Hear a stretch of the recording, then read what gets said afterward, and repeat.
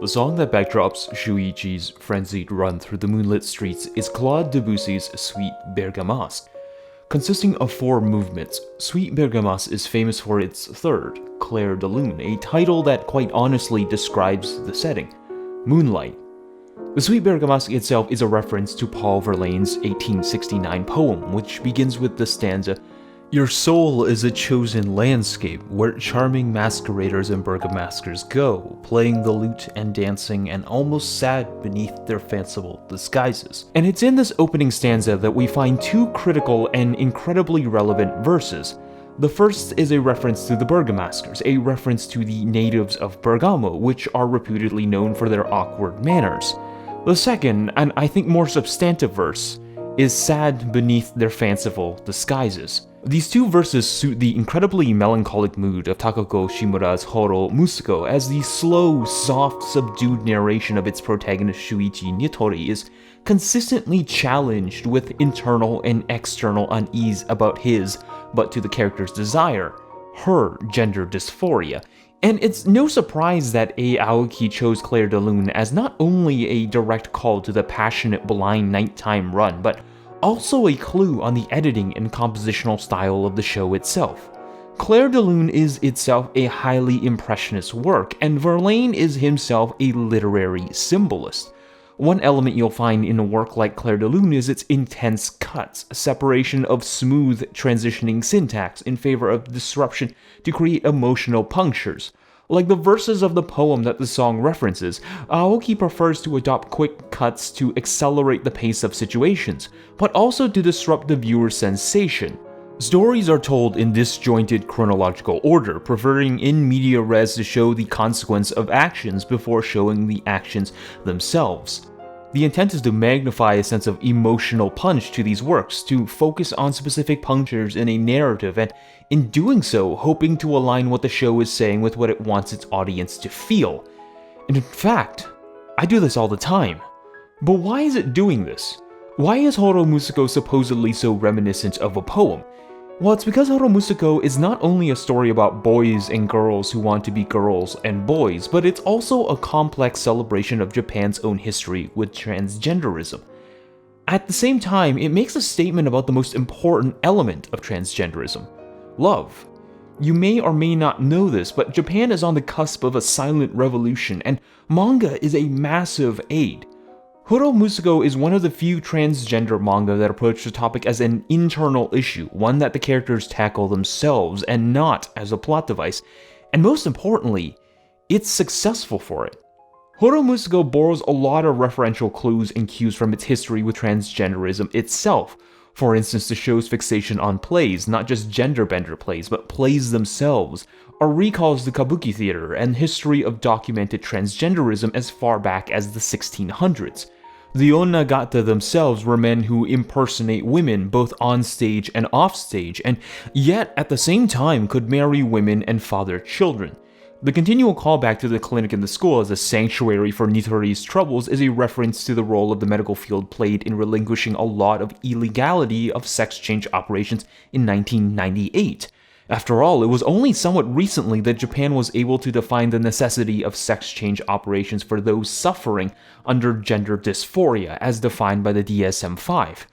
Nitori's consistent return to the clinic reinforces the idea that medicine has always been integral to societal acclamation of transgenderism, but it also limits just how much acclamation is happening.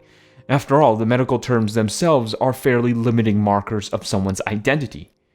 Maho and Shuichi's relationship with the modeling industry is itself a recall to the primacy of the entertainment industry in Japan's transgendered literature. The water trade is a tolerated safe harbor for Japan's LGBT community, but it also creates a space that's incredibly difficult to leave. In fact, after Shuichi shows up to school dressed up in a girl's uniform, the classmates tease her relentlessly, only to subside when she adopts the primary status of a director. She's, as many transgender Japanese have done, returned to the entertainment world as a safe harbor. But Hourou Musuko's biggest theme is undoubtedly love. Shuichi falls in love with Anna, Sari is in love with Shuichi, Doi envelops an infatuation with Yuki, Maho is in love with Seiya. Let's look at the primary love network, and know how impressively complex it is. Shuichi, identifying as a girl, is in love with Anna, a girl. However, Shuichi has also confessed to Yoshino, who wants to be a boy.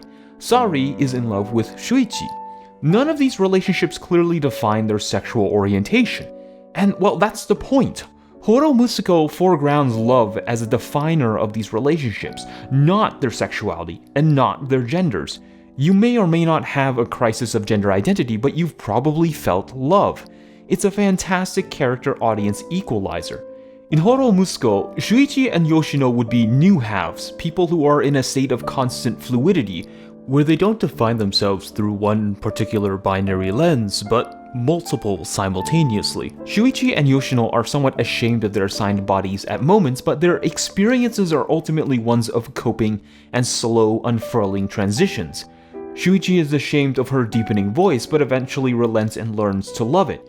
Yoshino is at first apprehensive about growing breasts, but eventually adapts. Neither are really returns to heteronormativity, but rather gendered concessions.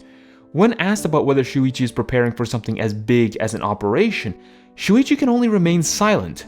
These are young people floating between identities, but their affections never change.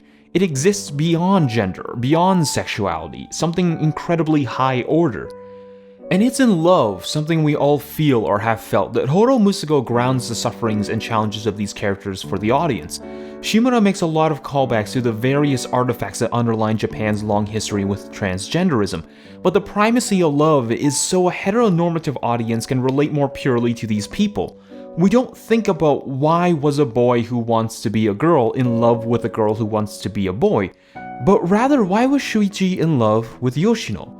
Because these are experiences that the majority of us can empathize with, and through love it vessels the challenges of gender and identity alongside it. That's why Hourou Musuko works, and that's why it's so damn successful.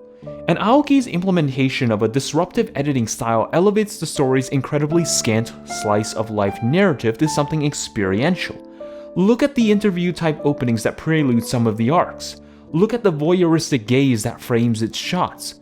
Look at its focus on fast cuts, elliptical editing, and laconic use of space. All of these are precise directions that emphasize audience empathy.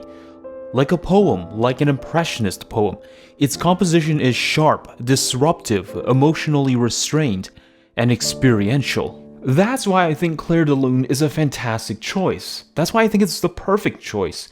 It's not only a direct call to what's happening, but it's a clue to Aoki's editing and directing style for Hourou Musuko, and why he chose this style for this story. After all, the show's design never gives us time to focus on its scant narrative. Instead, it seeks to elicit a sensory element, and by emphasizing love, something universal, it ties the struggles, hardships, fears, dreams, and concerns of these characters to us, firmly reminding us that we're not so different after all. いつだって君のその心は偽ることなくそこにいるんでしょう